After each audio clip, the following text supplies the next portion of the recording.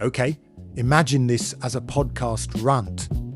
One long, unbroken, slightly unhinged researcher monologue where I've had way too much caffeine and not enough patch-free days. Talking about how July 24th, 2025, Alde Sekunde 2026. Vulns are basically the same sitcom episode with different guest stars. Now, with extra memory corruption, cursed CI, CD pipelines, and skier abuse. So, recording starts. Mic on, vibes unstable.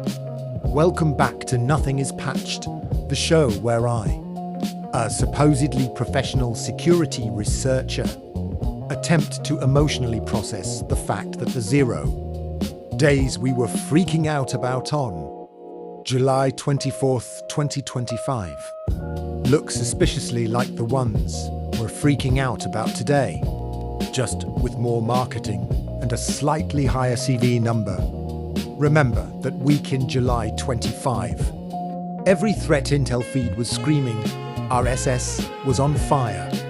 My phone was buzzing like a DDoS attack, and every vendor email subject line was critical.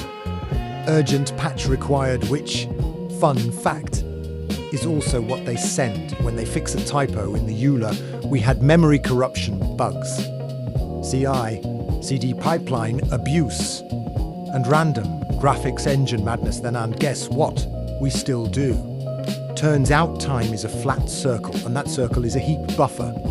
Back then, memory corruption was the star of the show. Out of bounds reads, writes, use after freeze. All the classics. You'd open a crash report and see that beautiful zigzag and think, yes.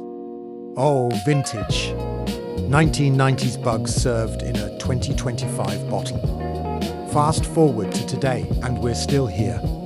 Just pretending it's more advanced because it happens. Inside fancy things like GPU shaders and sandboxed rendering engines. If 2025 was the year of click def and your system catches fire, 2026 is look at a slightly cursed image and your browser politely hands the attacker arbitrary code execution.